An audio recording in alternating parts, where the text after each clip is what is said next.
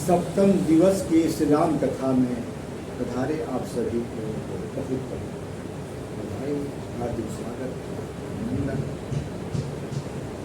वक्रतुंड महाकाय सूर्यकोटि समप्रभा निर्विघ्नं मे देव सर्वकार्येषु सर्वदा। मां सरस्वती की वंदना, शंकर जी की, पार्वती जी की वंदना, परमात्मा के श्री चरणों में सादर निवेदन। राम कथा रस रसिक प्रभो शंभो नाथ हनुमान, प्रेम सहित आसन धरहु सुनहु कथा करुगाय, सुनहु कथा करुगाय। सप्तम कथा में प्रवेश से पहले छठवें दिवस की थोड़ी कथा की झांकी।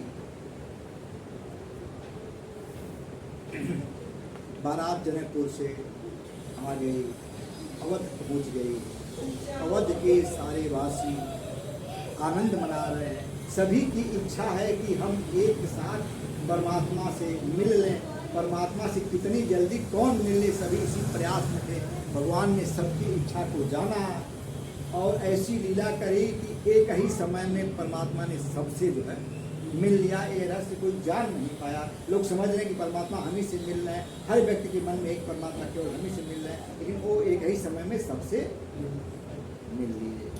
अब जो है यही सुख ते सत्य कोटि गुना, पावहि मातु आनंद, भाई ने सहित ब्याही घर, आई गए रघुकुल चंद।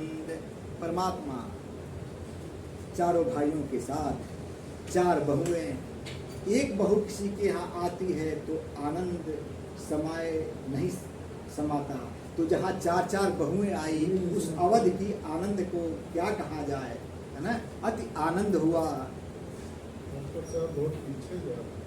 अति आनंद हुआ। उसके बाद से दशरथ जी महाराज पुत्र अपने रानियों को समझा रहे हैं कि यह पराये घर की लड़की है, इसको लड़की समझना, बहू मत समझना। आदमी अपनी बिटिया को तो ये जानता है कि कुछ नहीं जानती, और बहू जो आई है वो सब कुछ जानती है। नहीं, बहू सब कुछ नहीं जानती। उसको आप सिखाइए अपने बच्चे की तरह से, और उसके मैके का प्रशंसा कीजिए। बहू जब अपने मैके का प्रशंसा सुनती है तो प्रसन्न होती है, और बुढ़ापे में यही काम देगी। इसलिए प्रशंसा का स्वभाव बनाइए। प्रशंसा यदि का स्वभाव न भी बने तो कम से कम शिकायत की तो आदत मत। अंत में चक्रवर्ती सम्राट जी ने विश्वामित्र जी की पूजा करी, गुरुदेव भगवान की पूजा करी, और विश्वामित्र जी जाना चाहते हैं लेकिन राम के प्रेम में रुक जाते हैं। 7वें दिन कहा कि अब राजन मुझको जाने दीजिए, वहाँ की व्यवस्था देखनी है। चक्रवर्ती सम्राट ने चारों पुत्रों को लेकर के आए और प्रणाम किया। नाथ सकल संपदा तुम्हारी, नाथ सकल संपदा तुम्हारी, अमय सेवक समेत सुतनारी। निवेदन किया है। विश्वामित्र जी विदा हुए। अब चक्रवर्ती सम्राट से सभी अवध के लोग कहने लगे कि महाराज आप रहते रहते राम को युवराज बना दें। चक्रवर्ती सम्राट गुरुदेव भगवान से पूछते हैं। गुरुदेव भगवान उनको जो है कहते हैं तुरंत अर्जेंट जो है मंत्री परिषद की मीटिंग बुलाइए और तुरंत राज तिलक कर दीजिए। लेकिन चक्रवर्ती सम्राट दिन साहित्य देखने लगे। कहे कि सर्वप्रथम हम यह जो है सूचना कैकेयी को दें, वो खुश हो जाएगी। जाते हैं कैकेयी के भवन में सूचना देने के लिए, लेकिन वहाँ की दशा देख करके महाराज को ठकुआ मार देता है। ठकुआ जानते हैं ना आप लोग? हमारे यहाँ छठ में भी एक ठकुआ बनता है ना, ठकुआ बनता है तो खाने में तो बहुत स्वाद रहता है, लेकिन वह जो है वो संकुचित सिकुड़ा टाइप का रहता है, बनने के बाद सिकुड़ जाता है। वही महाराज सिकुड़ गए, बनाने ठकुआ में मार परिश्रम दिया, लगता है। ठकुआ मार दिया। और जो है देखिए क्या दशा, सुरसरी बसही बाहुबल जाके, सुरपति बसही बाहुबल जाके, अनरपति सकल रही रूप ताके, सोती ऋषि सुनी गयहु सुखाई, अदेखहु काम प्रताप बढ़ाई। गोस्वामी जी ने किसी को छोड़ा नहीं, लिख दिया, कलम चल गई। महाराज गए, वो भवन में गए। जो महाराज जो है उनके भुजाओं के बल से इंद्र अपना सत्ता संभाल करता है, और पृथ्वी के सारे राजा जिनके रूप को देख करके राज्य का काज का करते हैं, वह राजा अपनी पत्नी के डर को से जो है सुन करके डर गए। वो भवन पहुंचे हैं। माँ कैकेयी ने पूर्व में दिए गए 2 वरदान चक्रवर्ती जी से मांग लिया।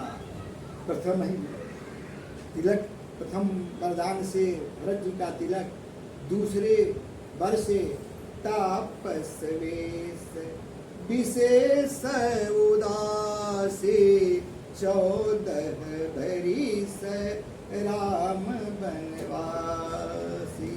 उनके साथ माँ सीता लक्ष्मण भैया बन को निकल चलते हैं। केवट का प्रसंग आप सबों ने छठवें दिवस के कथा में सुना। केवट ने पार उतारा है। उस पार जाने के बाद से परमात्मा को संकोच होता है कि मैंने केवट को कुछ दिया नहीं। माँ मुद्री उतारती हैं, देती हैं परमात्मा को, केवट लेता नहीं है। अंत में वह यह मांग लेता है कि प्रभु हिरति बार प्रभु जो कछु देवा, सो प्रसाद में सिर धर देवा। परमात्मा से बांड भरा लेता है कि अब आपको इसी रास्ते आना होगा। उस बांड की 100% जो है गारंटी सीता मैया जो है कर देती हैं। वह अपनी मनौती मान लेती हैं कि मैं अपने पति देवर के साथ जब सकुशल लौटूंगा तो इसी घाट पर पूजा करूंगा। जब मैं पूजा करने आऊंगी तो परमात्मा को आना ही पड़ेगा। उन्होंने पक्का कर दिया कि अब तो आना निश्चित हो गया, केवल तुम निश्चिंत रहो। अब परमात्मा जो है भरद्वाज जी के आश्रम को चलते हैं। यहाँ तक आपने कथा सुना था। अब हम आप जो है सप्तम दिवस की कथा में भरद्वाज जी परमात्मा के यहाँ जाते हैं। अब वहाँ की कथा जो है प्रारंभ होती है।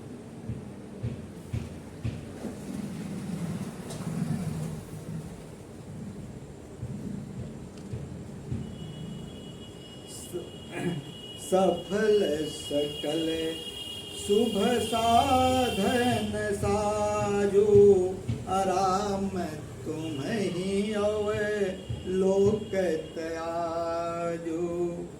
सभी शुभ साधनों का फल परमात्मा का दर्शन है। यह भरद्वाज जी कह रहे हैं कि आज तक मैंने जो भी जग तप किया उसका परिणाम है कि परमात्मा आपका दर्शन हुआ मेरे।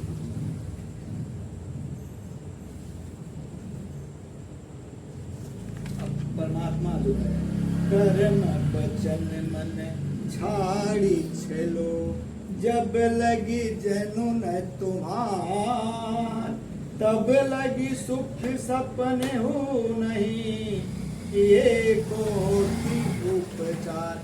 भरद्वाज जी कहते हैं भगवान से कि कर्म वचन मन छाड़े छलो, जब लगी जनुन तुम्हार, तब लगी सुख सपने हो नहीं, किए कोटि उपचार। हमारे सारे प्रयास का यही फल है कि हम कर्म वचन मन से परमात्मा के चरणों में हमारी प्रीति बढ़े। भरद्वाज जी की ये कह करके काम सप्रेम कहे मुनि पाही, अनाथ कही हम के ही मग जाहि। अब राम जी पूछ रहे हैं परमात्मा से, भरद्वाज जी से, कि हम किस रास्ते चले। अब हमारे आपके जीव का भी यही धर्म है। यहाँ 3 ऋषियों की कथा है।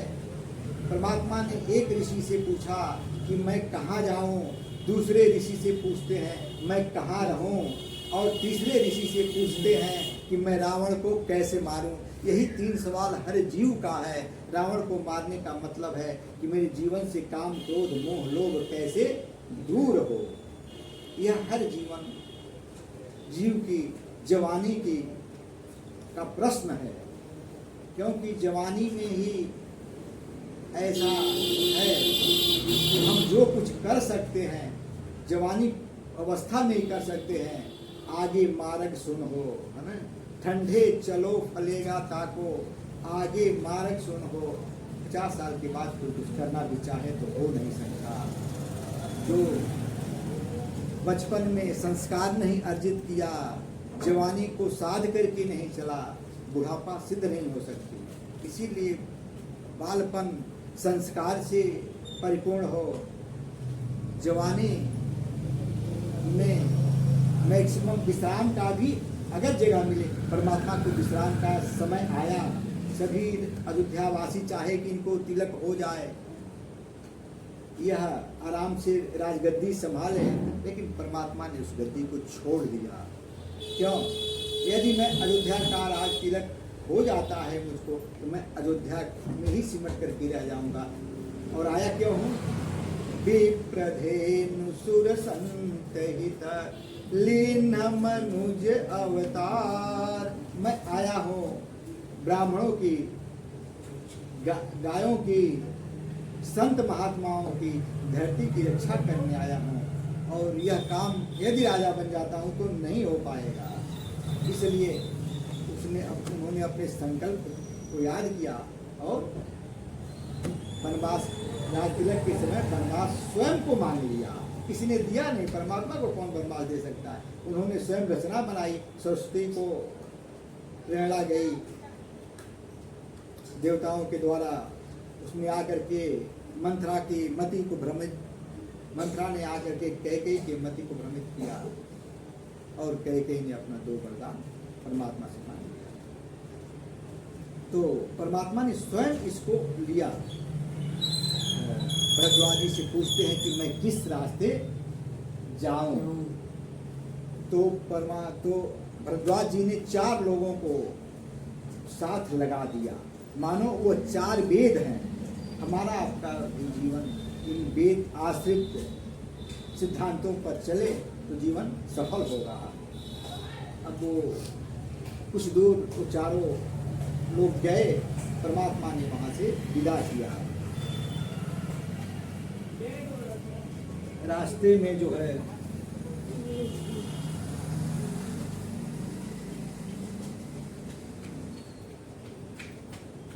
ते ही अवसरे एक तापसु आवा, अतेज कुंज लगो बयस सुहावा।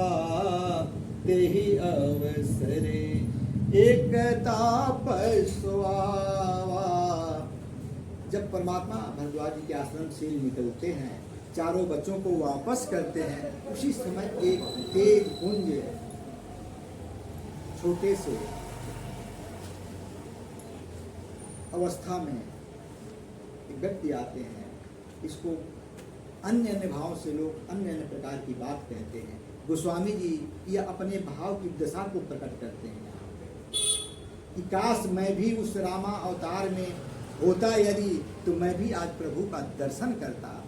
तो उनका तेज कुंज वहाँ प्रकट हुआ, परमात्मा के चरणों में निवेदन किया, फिर माँ सीता को प्रणाम किया। निषाद राज जी ने प्रणाम किया, लक्ष्मण भैया ने प्रणाम किया, फिर वहाँ से वो तेज हुई, वहाँ से वह परमात्मा आगे बढ़े। रास्ते में जो नर नारी बाल वृंद जाते समय देख रहे हैं, उनके मन में क्या भाव आते हैं कि जिन माता पिता ने इनको जन्म दिया है वो कितने धन्य होंगे। धन्य जो नगरो जहाँ ते आए, अधन्य सो देशो सैलो बन गाँव। जह जह जाहि धन्य सो भाव। यह जिनको जिन माता पिता ने जन्म दिया वह धन्य है, और जिस जिस रास्ते से मार्ग से जा रहे हैं वह जगह पवित्र हो गया, वह लोग धन्य हैं। ते पितु मातो कहु सखी कैसे, अजिन पठे बन बालक कैसे। राम लखन सिय रूप निहारी, होहि स्नेह बिकल नर नारी। बरनि न जाई मनोहर जोरी, अशोभा बहुत थोरी मति भो मोरी। राम लखन सिय सोह सुंदर, राम लखन सिय सुंदरताई। सब चित वही चित मनुमति लाई। देखहु खोजी भुवन दस चारी, कहस पुरुष कहाँ नारी। ऐसा पुरुष और स्त्री 14 भुवन में खोजने पर कहीं मिलेगा नहीं। सबके मन में आनंद हो रहा है। गोस्वामी जी लिखते हैं कि शोभा बहुत थोड़ी मत भोरी, मेरी मति बहुत थोड़ी है इनके रूप का वर्णन करने में। आगे राम लखनु बन पाछे, अताप सवेश विराजत काछे। उभय बीच, आगे परमात्मा चल रहे हैं, पीछे लखन भैया है। उभय बीच सिय सोहति कैसे, अब्रह्म जीव बीच माया जैसे। उभय बीच सिय सोहति कैसे, अब्रह्म जीव बीच माया जैसे। ब्रह्म जीव, आगे आगे परमात्मा चल रहे हैं, पीछे लक्ष्मण भैया, बीच में माँ जानकी चल रही हैं। मानो जो है ब्रह्म और जीव के बीच में माया है। यही तो माया का पर्दा ही जीव को ब्रह्म से मिलने से रोकती है। वाल्मीकि द्वार जी कहते हैं, पूछे मोहि की रह, अब जो है पूछे मोहि की रहूं कहाँ, मैं पूछत सकुचाओ। जह जह हो तह देहु कही, तुम ही देखाव ठाओ। अब भरद्वाज जी के आश्रम से परमात्मा निकल करके सीधे वाल्मीकि जी के आश्रम में पहुँचते हैं और वाल्मीकि से पूछते हैं कि मैं अब कहाँ रहूं। मार्ग तो वहाँ पूछा भरद्वाज जी से कि मैं कहाँ इस मार्ग जाऊं, और यहाँ पूछ रहे हैं कि मैं वाल्मीकि से मैं कहाँ रहूं। तो वाल्मीकि जी कहते हैं कि हे प्रभु, आप ही बता दीजिए कि आप कहाँ नहीं हो, वही जगह मैं आपको बता दूं कि आप यही रहिए, है ना। वाल्मीकि जी ने परमात्मा की स्तुति करी है छंद में। श्रुति से तू पालक, जिसको याद हो साथ में गाएं। श्रुति से तू पालक राम, तुम जगदीश माया जानकी। जो सृजति जगु पालती हरती, रुख पाई करुणा निधान की, जो सहज शीशु आशीष शिशु महि धरो, लखन सचराचर धनी, सुर काज धरि नर राज तनो, चले दलन गल निश्चर अनी।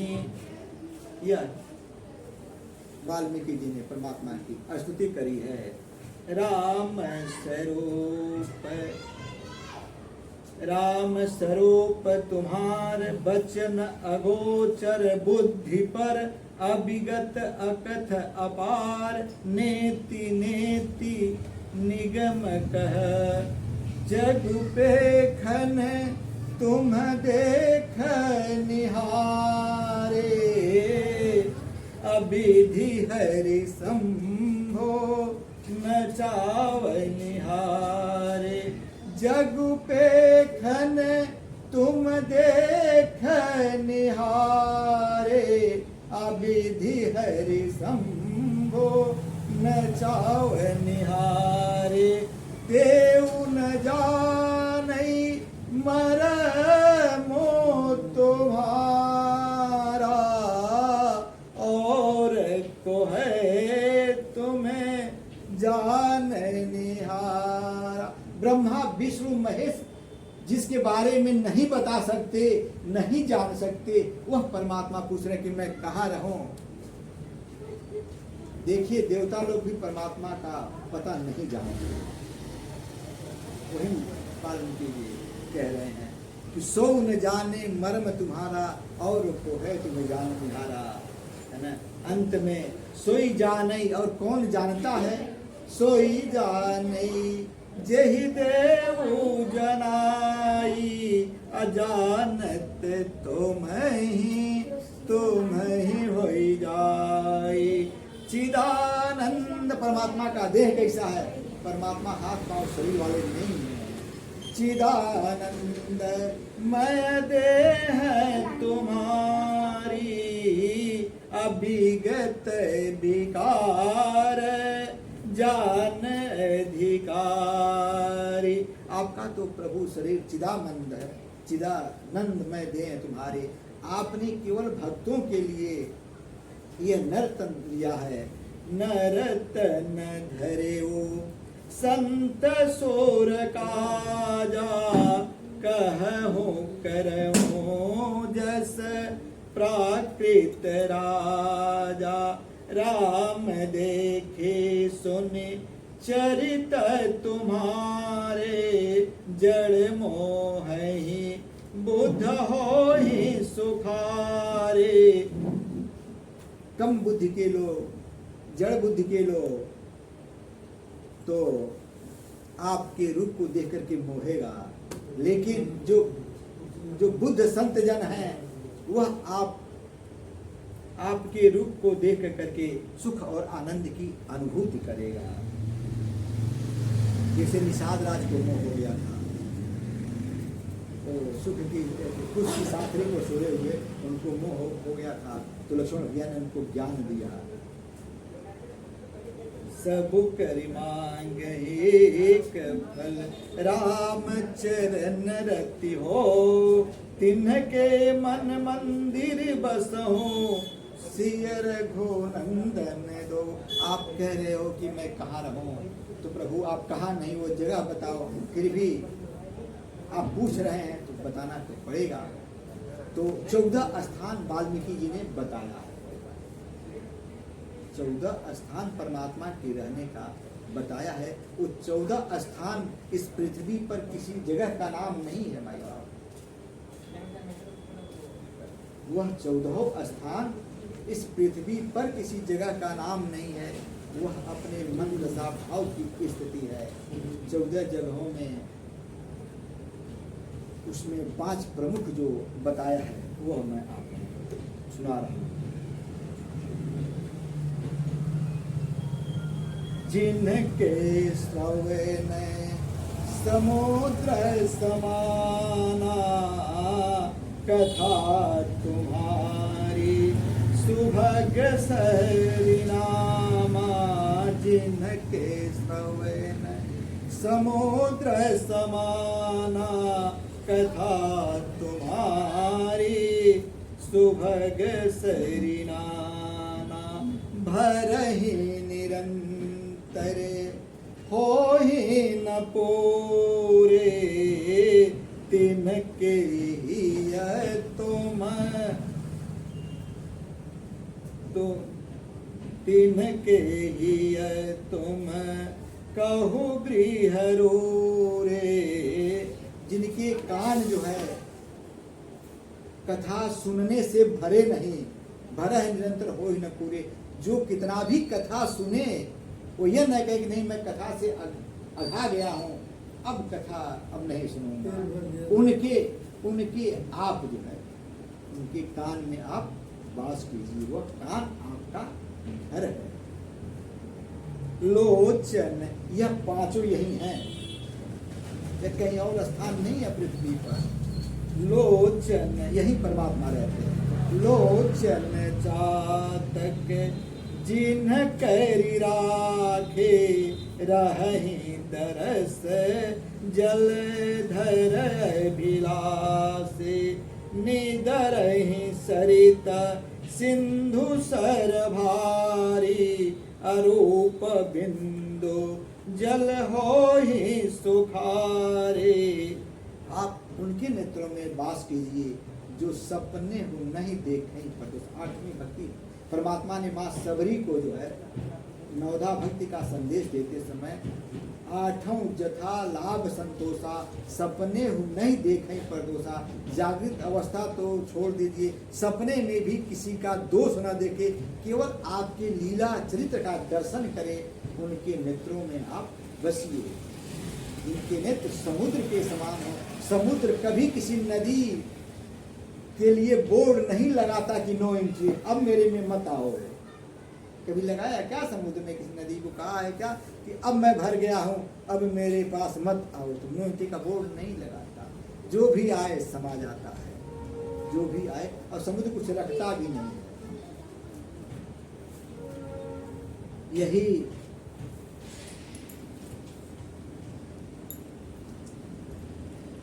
तीसरा, यह नेत्र चातक पक्षी की तरह से हो। नेत्र कैसे हो? चातक पक्षी, चातक पक्षी होता है जो केवल स्वाति का ही बूंद जो है उसके मुख में जाता है, और चाहे कितना भी बारिश हो, वह एक घुटलक नहीं बरसा स्वाति में तो वह नहीं पिएगा, शरीर छोड़ देगा, लेकिन जो है वह पिएगा नहीं दूसरा पानी। उसी तरह से जो केवल आपके लीला चरित्र का ही दर्शन करे, उनके प्रभु नेत्रों में आप वास कीजिए। तीसरा स्थान बताया है, जसो तुम्हार मानस विमल हंसिनी जिहा जासु अमुक्ता हल गुण गण चुनई राम बसहु हियतासु। जिसका जो है मन हंस के समान हो, जो केवल आपके गुणों की मोती चुने, जो दोष किसी में न देखे, उसके हृदय में आप वास कीजिए। यही बात माँ सुमित्रा ने जब लक्ष्मण भैया गए विदा मांगने के लिए भगवान के साथ बन जाते समय, तो माँ ने कहा कि ईर्षा कोह मोह मधु यह आपके मन में न आए लक्ष्मण, हमारे मन में न आए। तो कहा कि माँ जागृत अवस्था में तो नहीं आने दूंगा, सपने हो नहीं इनके बस हो।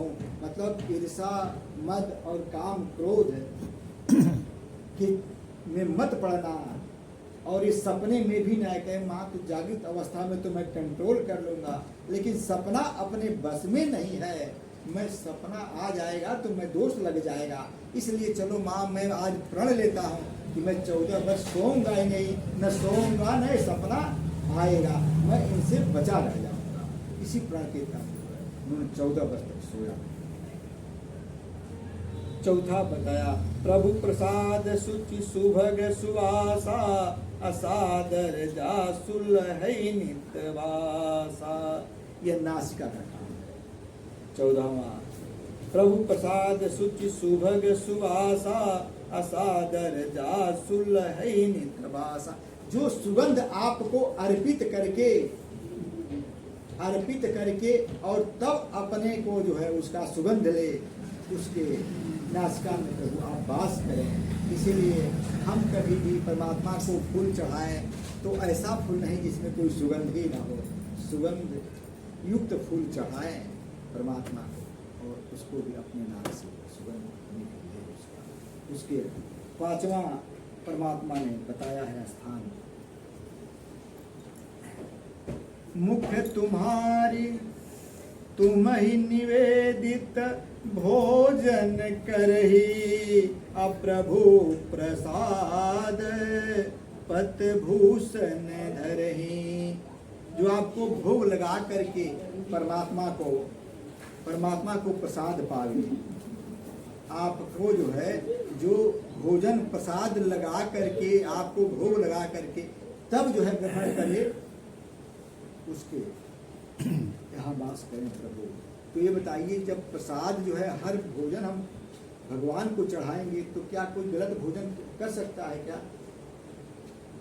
क्योंकि भगवान को प्रसाद चढ़ाना है, इसलिए भोजन की शुद्धता पर ध्यान रहे कि भोजन हमारा शुद्ध हो, सात्विक हो, क्योंकि भोजन परमात्मा पा रहे हैं।